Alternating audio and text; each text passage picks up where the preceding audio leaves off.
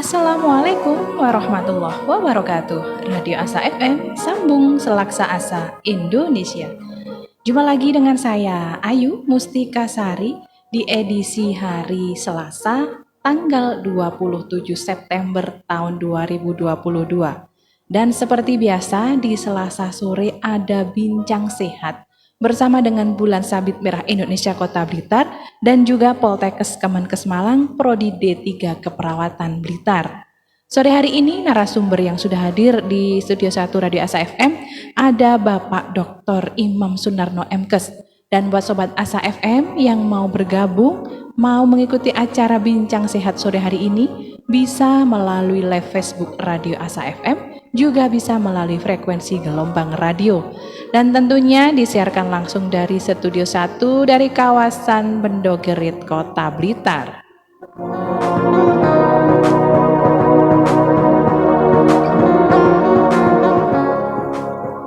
Acara di sore hari ini didukung oleh Bulan Sabit Merah Indonesia Kota Blitar, Klinik Rahmat Medika Kota Blitar, Klinik Mitra Medika Jeblok Talun Kabupaten Blitar, Klinik Mardis Medika Panggung Rejo Kabupaten Blitar, Poltekkes Kemenkes Malang Prodi D3 Keperawatan Blitar, IKA di Kota Blitar, KAI Kota Blitar, dan LMI Kota Blitar. Dan tentunya sore hari ini Ayu juga selalu ditemani madu hitam pahit El Habsyi.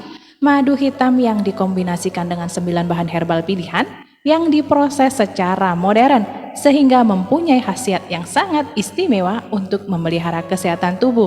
Dan tentunya buat Sobat Asa FM yang mau mengkonsumsi madu hitam pahit ini bisa didapatkan di Radio Asa FM. Langsung saja order ke nomor 0857 0794 1029. Juga tersedia di BSM Imart. Tinggal pesan langsung antar ke nomor 0858 06048154. Juga tersedia di outlet Fresh One Laundry Mbak Ani, Jalan Dieng 13B Bendogerit. Kalau mau pesan bisa langsung WA ke nomor 085 645 394 455. Juga ada di Warung Pojok Mbak Puji di Perempatan Kalasan Barat nomor 64 Bendogerit. Order via WA ke nomor 0812 32729367. Juga tersedia di Bintang Laundry Mas Yanu, Jalan Supratman Barat Bendogerit. Ada juga di Warung Bulastri, Cakmat Mama Anggun di Ringin Anom Sumberjati Kademangan. Juga di Toko Mak Gunung dan Angkringan Asa di Jalan Nias Barat Timur Doplangan Kereta Api. Dan yang terakhir ada di kios potong rambut Bang Nana, Jalan Mahakam Tanjung Sari, Kota Blitar. Monggo buat Sobat Asa FM yang mau mengkonsumsi madu hitam pahit ini bisa langsung menghubungi outlet-outlet yang sudah Ayu sebutkan tadi. Dan Sobat Asa FM, tentunya tidak usah berlama-lama lagi ya, kita akan mulai acara Bincang Sehat di sore hari ini. Sebelum itu kita sapa dulu narasumber yang sudah hadir di Studio 1. Assalamualaikum warahmatullahi wabarakatuh. Waalaikumsalam warahmatullahi wabarakatuh. Alhamdulillah Bapak, ini pertama kalinya Je. Betul. Pertama kalinya saya bertemu jenengan. Sebenarnya beberapa kali ketemu Bapak, cuman belum sedekat ini. Ya, Oke, Sobat Asa FM, ini Bapak Imam adalah dosen ini pertama kali datang di Radio Asa FM. Dan sebelum kita mulai kan kita harus kenalan dulu. Monggo Bapak bisa berkenalan, Bapak namanya siapa dan dosen apa, monggo diperkenalkan ke Sobat Asa FM. Oh, ya. Terima kasih Mbak Ayu atas kesempatannya. Assalamualaikum warahmatullahi wabarakatuh. Waalaikumsalam. Sobat Asa FM yang kami sayangi dan kami banggakan. Nama saya, perkenalkan, nama saya Imam Sunarno. Saya dosen Poltekkes Kemenkes Malang, program studi D3 Keperawatan Blitar. Dan hari ini insya Allah kita akan bersama-sama berbincang-bincang terkait dengan pengasuhan kesehatan jiwa berbasis masyarakat yang kita kaitkan dengan bagaimana kita hidup bersinergi dengan ODGJ agar menjadi tentram dan damai walaupun kita harus hidup bersama-sama dengan ODGJ. Dan kami sendiri memang dari ini Mbak Ayu, dari salah satu dosen di Nggih. Poltekkes Oh, Malang, ngaten. salah satu memegang program studi keperawatan kesehatan jiwa Oh, ngaten. masyarakat. Nggih, nggih. Ya, jadi dalam hal ini kami ingin membahas yang terkait dengan bidang saya. Nggih, nggih. Itu Mbak Ayu. Iya, Bapak alamat rumahnya di mana ini, Bapak? Oh iya, iya. Alamat rumah saya di Jalan Buton nomor 49, Oke. tapi wilayahnya itu perbatasan antara Karangtengah dengan Kuningan. Oh, ngaten jelas. Dekat dengan rumah sakit nggih, Pak. Betul. Oke. Jadi belakangnya rumah sakit. Belakangnya Martapura. rumah sakit. Oke. Itu tadi ya Sobat Asa FM, Bapak Imam ini dosen di Poltekkes. Beliau ini senior di Poltekkes nggih, Bapak. Iya betul, karena saya sudah mengajar di kesehatan itu mulai tahun 81. Saya belum lahir itu, Pak. Tahun 81 dulu masih sekolah perawat kesehatan. SPK nggih, Bapak. Masih SPK angkatan pertama di Blitar ini Nggih. sampai dengan saat ini. Nggih. Saat ini 2022. 22. Berarti sudah 19 tambah 22 tahun, berarti sekitar 41 tahun. Luar biasa.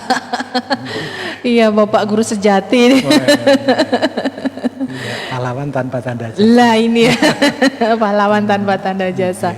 Ya, ini sore hari ini memang menarik sekali ya Sobat Asa FM. Saya tadi baca di flyernya temanya tentang pengasuhan kesehatan jiwa berbasis masyarakat. Kita harus bisa hidup bersinergi dengan ODGJ. Nah, dulu Bapak pernah yang pernah hadir di sini Bapak Miftahul Ulum ya, juga sempat membahas tentang ODGJ.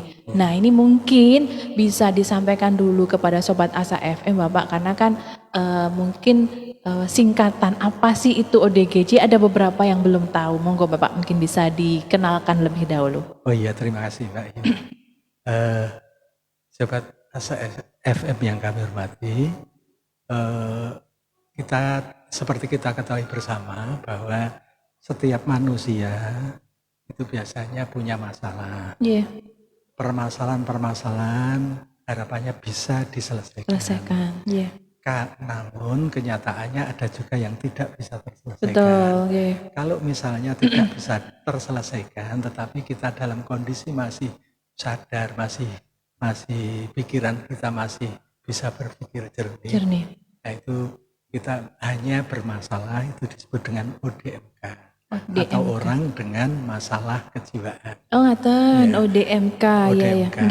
Namun kalau misalnya permasalahan-permasalahan kita, stres kita itu, kita tidak berhasil melakukan mekanisme coping atau mekanisme penyesuaian diri, tidak bisa menyesuaikan dengan situasi permasalahan itu tadi, maka kita bisa jatuh ke depresi. Di mana kalau misalnya depresi, akhirnya perubahan perilaku, perubahan pikiran, perubahan perasaan, akhirnya disebut dengan masalah kejiwaan. Atau orang kalau masalah kejiwaan meningkat menjadi gangguan kejiwaan atau orang dengan gangguan jiwa. Jadi ODGJ itu kepanjangan dari orang dengan gangguan jiwa.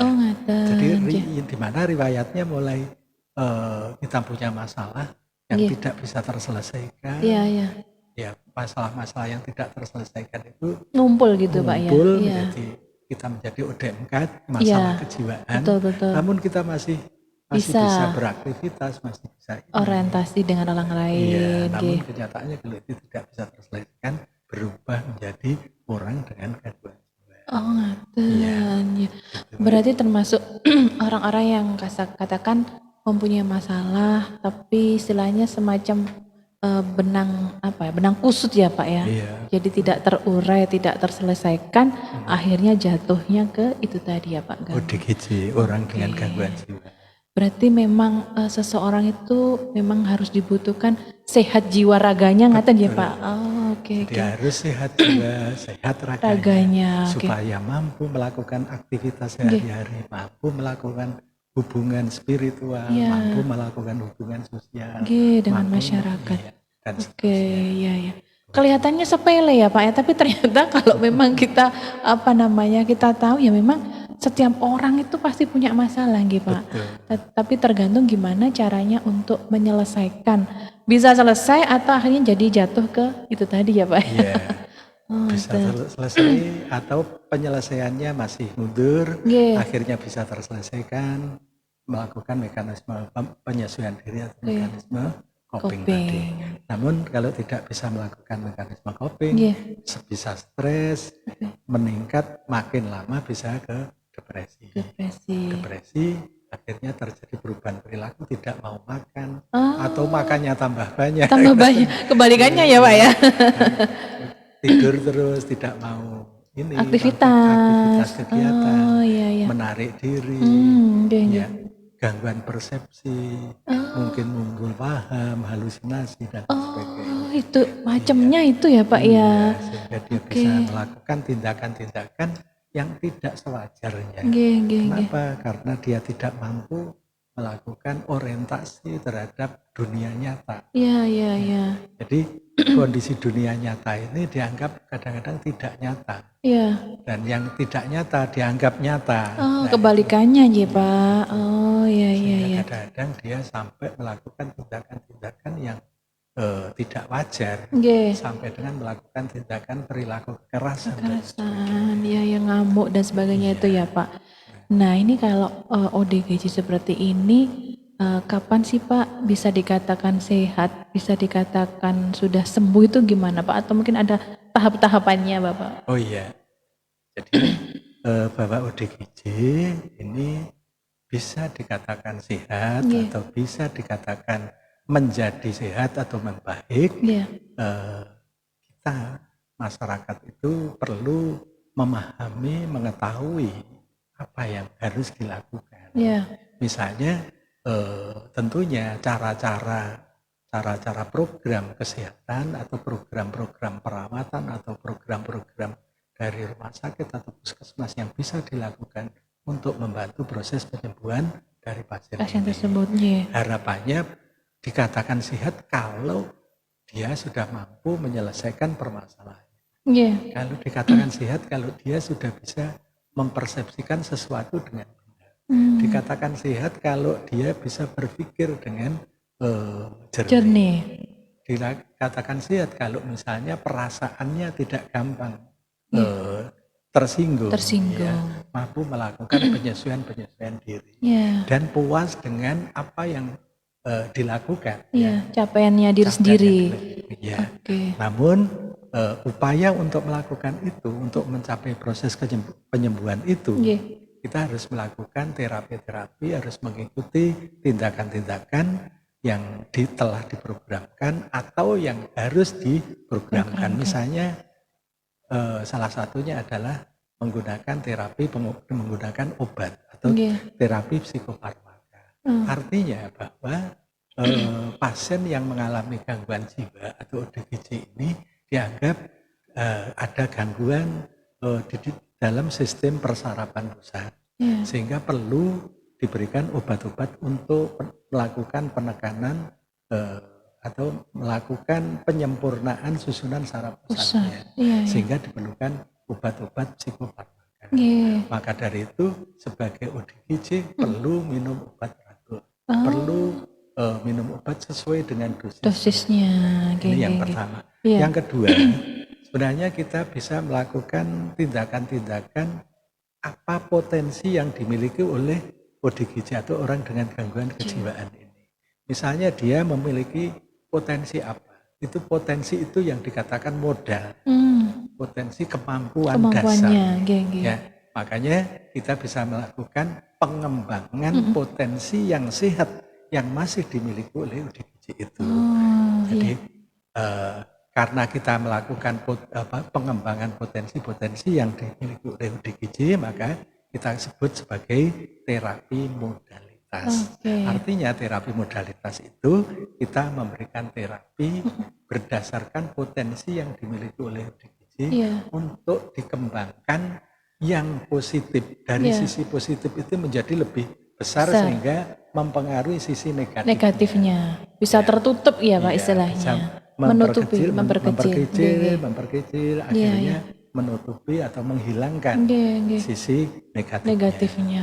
Nah, terapi modalitas itu bisa kita rinci, Nggih. misalnya aja kita arahkan ke terapi individual pada ini si ODGJ-nya. Terapi lingkungan, kita bisa melakukan pendekatan lingkungan untuk melakukan terapi pada ODGJ. Kemudian terapi kognitif, terapi keluarga, terapi kelompok, maupun terapi bermain. Jadi walaupun ODGJ juga Perlu nggih Pak, nggih. itu beberapa terapi-terapi modalitas yang bisa kita perankan di masyarakat untuk membantu proses penyembuhannya. Berarti kita sebagai mungkin tetangga ya Pak, bisa kita gali nggih. Dia punya kelebihan apa, itu yang kita kembangkan ngaten Iya Pak. betul. Jadi kita perlu menggali potensi-potensi yang masih dimiliki oleh ODGJ itu. Nggih. Jadi kita istilahnya tetap wajib gitu Pak, wajib untuk merangkul ya istilahnya. Betul. Jangan dikucilkan ya Pak. Iya, karena pasien sendiri atau yang dikatakan ODGJ orang dengan gangguan jiwa itu dia itu sebenarnya tidak ingin untuk jatuh ke gangguan jiwa. Okay. Dan orang yang gangguan jiwa itu dasarnya awalnya juga dari ODMK, orang dengan masalah kejiwaan. Orang yang masalah kejiwaan itu adalah orang yang sehat seperti kita ini, punya masalah, tapi dia tidak mampu menyelesaikannya, permasalahannya, tidak mampu melakukan mekanisme coping, sehingga bisa jatuh ke gangguan jiwa. Maka dari itu teman-teman di wilayah Kota Blitar, termasuk Dinas Kesehatan, menyebutnya pada para ODGJ ini dengan sahabat tersayang. Jadi istilahnya sahabat tersayang ini dikandung maksud bahwa ODGJ ini adalah orang-orang yang perlu kita sayangi karena dia punya masalah yang perlu kita bantu untuk proses penyembuhannya. Makanya dikatakan sebagai sahabat tersayang. Sahabat tersayang, benar sekali. Jangan di stigma. Itu ODGJ nanti jangan-jangan ngamuk, jangan-jangan marah, jangan-jangan ini. Oke. Memang sementara ini pandangan yang masih banyak pandangan yang salah tentang ODGJ, misalnya orang dengan gangguan jiwa dianggap bahwa ini pasti ngamuk, merusak, pasti ini, padahal belum tentu.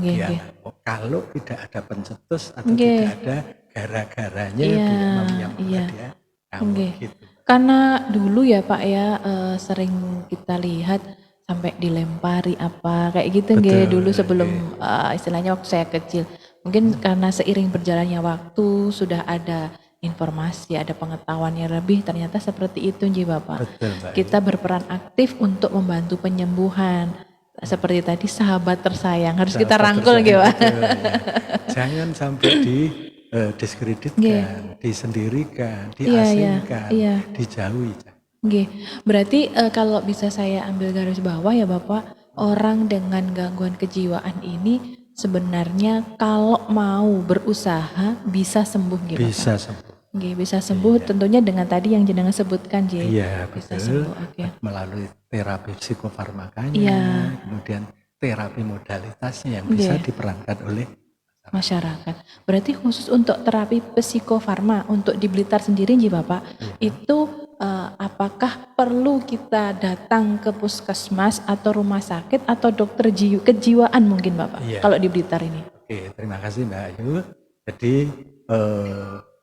kebetulan ini kalau seperti di Blitar, Kota Blitar ini puskesmas atau dinas kesehatan, dinas kesehatan yang ada di Kota Blitar ini sudah mewadahi para ODGJ ini. Setiap kecamatan itu sudah dibentuk ada posyandu jiwa. Posyandu jiwa yang notabene orang-orang yang dengan gangguan jiwa itu bisa dibawa ke posyandu jiwa yang biasanya diadakan setiap bulan sekali. Di mana posyandu jiwa ini diasuh oleh dari masing-masing puskesmas. Ada wilayah Sukorejo, ada wilayah Sananwetan, ada wilayah Panjen Kidul. Ini kebetulan dari masing-masing posyandu jiwa ini diasuh oleh masing-masing puskesmas yang di sana bertanggung jawab atas penanganan orang dengan gangguan jiwa, Nggih. dan di sana juga sudah menyiapkan obat-obatan yang ini. Oh iya iya. Ditambah lagi ini program dari Dinas Kesehatan Kota yang kalau tidak salah setiap bulan atau kalau tidak salah setiap sebulan sekali atau 2 bulan sekali Nggih. itu mendatangkan psikiater untuk penanganan ODGJ sebagai sebagai konsultasi. Nggih nggih. Nah, itu biasanya dilakukan pada masing-masing puskesmas. Dari 3 puskesmas itu orang-orang yang dengan gangguan jiwa yang perlu dikonsultasikan tidak perlu ke rumah sakit jiwa Lawang atau tidak perlu ke Surabaya, Surabaya, Nggih. Gubernur Surabaya, tetapi cukup dikonsultasikan ke Dari dokter sini aja. spesialis yang ada di Kota Blitar yang telah difasilitasi oleh Dinas Kesehatan. Berarti sekarang lebih dimudahkan sih Bapak. Iya, dan obat-obatan sudah disiapkan di sana. Nggih. Termasuk puskesmas sudah aktif sekali di dalam mengikuti perkembangan dari pasien-pasien gangguan jiwa yang ada di wilayahnya masing-masing. Nggih. Ini yang seperti yang saya ikuti, misalnya salah satu puskesmas Tanangwetan misalnya. Nggih. Itu Pak Trio itu juga biasanya mengikuti pasien, kelihatan ini kadernya menghubungi Pak Trio, Pak Trionya mendatangi pasiennya untuk melakukan pengobatan langsung, penyuntikan langsung, nggih. dan itu gratis dilakukan secara ini. Dan program itu kebetulan memang jadi programnya dari Puskesmas Tanangwetan. Oke. Termasuk di puskesmas yang lain. Iya. Di sana yang di Sukoharjo itu ada perawatnya, ada Buganti. Buganti, nggih. Kemudian yang di Kepanjen Kidul itu ada Mas Danang yang bertanggung jawab menangani ini, dan dia siap sewaktu-waktu jika ODGJ itu memerlukan obat di sana. Jadi obat psikofarmaka di sini, obat-obat yang sudah dipilihkan oleh para spesialis yang diberikan untuk ODGJ dan ditindaklanjuti puskesmas dengan memberikan obat.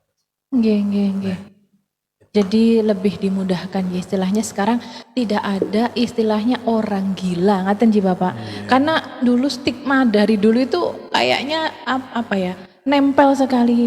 Kalau sekarang kan lebih halus nggih, orang dengan gangguan jiwa ODGJ lah istilahnya itu bukan momok ji Bapak nggih.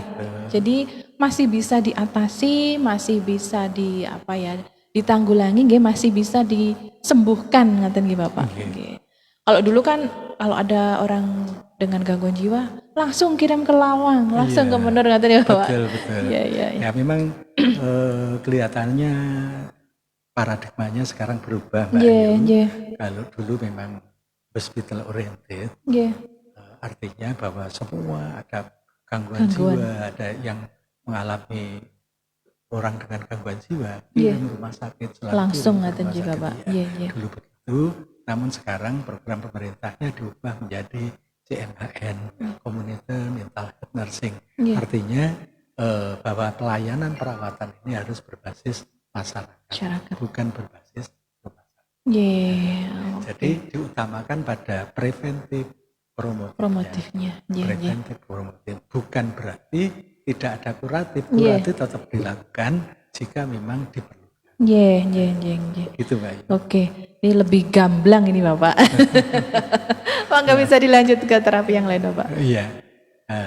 Berikutnya selain terapi psikofarmaka, kita perlu melakukan terapi modalitas tadi. Bahwa terapi modalitas itu adalah pendekatan penanganan klien gangguan yang bervariasi yang bertujuan mengubah perilaku klien, gangguan jiwa dengan perilaku yang dari yang maladaptif menjadi adaptif. Di mana kita modalnya dia memiliki kemampuan dasar apa, itu yang kita kembangkan menjadi lebih banyak ke positifnya.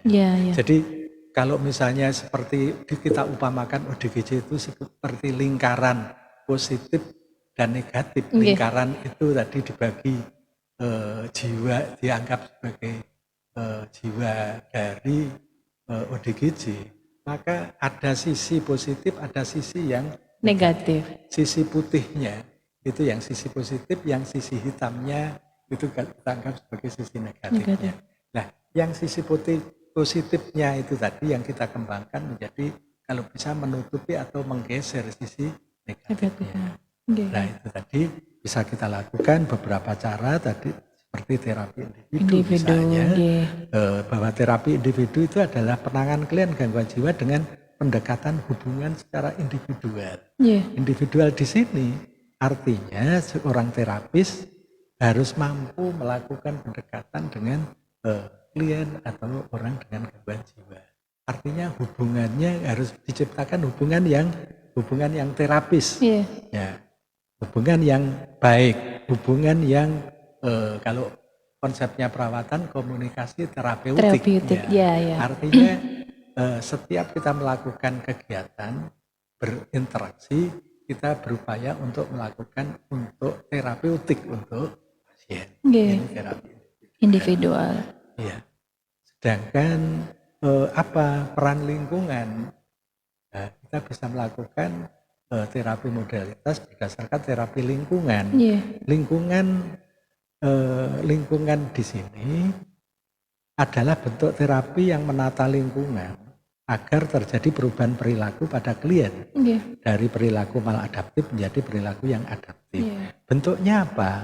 Bentuknya memberi kesempatan ODGJ untuk tumbuh berubah perilaku dengan memfokuskan pada nilai terapeutik dalam aktivitas dan interaksi dengan lingkungannya, Jadi dengan masyarakat harapannya- sekitar ngaten nggih. Jadi lingkungan ini bisa lingkungan sesama anggota keluarga, Iya. bisa lingkungan sebaya, Iya. bisa lingkungan dengan warga di Warga sekitarnya, sekitar, atau nggih. masyarakat sekitarnya. Nggih, nggih. Artinya bahwa masyarakat diharapkan bisa bersinergi, Nggih. memberikan bantuan Iya. untuk mensupport, Iya, ya, membantu mensupport. prosesnya juga nggih. Ya, itu bisa. Jadi support di sini, ya, kalau misalnya si ODGJ itu bisa melakukan sesuatu yang positif, Iya. berikan support. Betul. Ya, Berarti tetap dianggap sebagai orang yang normal ngaten nggih Iya, Bapak, harus dengan segala kelebihannya. betul. Oke. Jadi yang pandangannya tadi takut, Iya. lingkungan takut, Iya. mendekat, Oke. tidak mau mendekat, ya, mendiskreditkan dia, Iya, mengucilkan. mengucilkan. Kita harus membantu dia Iya. supaya dia bisa bersosial dengan Sosialisasi lingkungan. betul sekali nggih nggih. Oke. Kemudian juga perlu terapi kognitif, Mbak Ayu. Nggih. Apa terapi kognitif di sini adalah strategi memodifikasi keyakinan dan sikap dari pasien untuk mempengaruhi perasaan dan perilaku dari pasien itu sendiri. Nggih. Artinya bahwa pasien ini atau ODGJ ini harus kita pengaruhi untuk memodifikasi keyakinannya bahwa Nggih. dia bisa sehat. Oke. Dia yakin bisa sehat, bisa sembuh. Iya. Nah, itu sehingga peran kita dalam proses membantu itu dengan mempertimbangkan stresor. Iya. Stresornya Dia dari apa? iya dari Sumbernya apa? Sumber permasalahannya Nggih, apa? nggih. Kemudian dilanjutkan dengan mengidentifikasi pola berpikirnya dia, keyakinan dia, Nggih. apakah akurat atau tidak akurat tentang stresor tadi. Jadi misalnya ada stresor apa, Iya. kemudian dia cara berpikirnya bagaimana. Nggih. Kita identifikasi apakah sudah benar apa belum. Nggih. Kalau belum benar, maka kita ajak untuk berpikir yang benar, yang nyata. Kita luruskan. Nah, kita luruskan. Nah, Oke. itu Mbak Nggih, Ayu. nggih, nggih. Kemudian peranan keluarga juga penting, Mbak Ayu. Nggih. Di mana kita perlu melakukan terapi modalitas berdasarkan peran keluarga. Nggih. Apa peran keluarga? Bahwa keluarga harus mampu memberikan kepada seluruh anggota keluarga. Keluarga ini kan terdiri orang tua, Betul, anak, anggota keluarga Iya. yang lain ya. Ini semuanya ini harus mampu melaksanakan fungsinya masing-masing. Nggih. Jika memang di keluarga itu ada masalah, ya harus diidentifikasi. Nggih. Nah, digali munculnya masalah itu dari sumbernya Seperti- dari mana. Nggih. Kemudian Berarti melakukan untuk keluarga sendiri istilahnya harus mendukung jiwa Pak. betul mendukung, Mendukung. dan kita harus sama-sama mengidentifikasi untuk ODGJ ini sumber permasalahan yang di keluarga itu apa yang Nggih. tidak nyaman, Iya, yang iya. mungkin menimbulkan stres pada dia. Iya, iya. permasalahan itu setelah mampu digali oleh keluarga, mungkin penyebabnya ini, nah itu diupayakan untuk pemecahan. Iya, iya, iya. Nah ini itu harapannya keluarga bisa Nggih. membantu proses penyembuhan Nggih. dari keluarga itu Nggih. sendiri. Termasuk istilahnya mendukung mungkin salah satu anggota keluarganya tersebut untuk menjalani pengobatan, Betul. untuk ke dokter atau segala macam ngaten ji Bapak. Iya, Oke. jadi kalau misalnya pasien ini butuh di samping tadi mengidentifikasi apa permasalahan di Nggih. dalam keluarga yang bisa menyebabkan atau menimbulkan dia itu gangguan Gangguan jiwa. kita juga perlu mendukung, Nggih, ya, nggih. berperan mendukung program-program yang harus dilakukan oleh ODGJ itu seperti tadi cara untuk berobat dengan Nggih, teratur, minum obat dengan teratur, Oke. minum obat dengan benar. Iya. Yang kadang-kadang pada ODGJ ini kecurigaannya tinggi sekali, Iya. Mbak Ayu. Jadi Gak obat mau ya. minum kadang-kadang ada yang langsung menolak tidak Iya. mau. Kadang-kadang juga kelihatannya diminum, dimut, habis itu dilepeh, dimuntahkan. Nah ini, Nggih, nah itu nggih, nggih. keluarga juga harus Peran berperan penting, untuk betul sekali. Nggih, nggih, nggih. itu. Oke. Kemudian di samping keluarga juga ada peran kelompok juga, Mbak Ayu. Nggih. Kelompok itu bisa kelompok-kelompok sebaya, Nggih. ya, kelompok teman bermain atau kelompok-kelompok pada ODGJ itu. Nggih.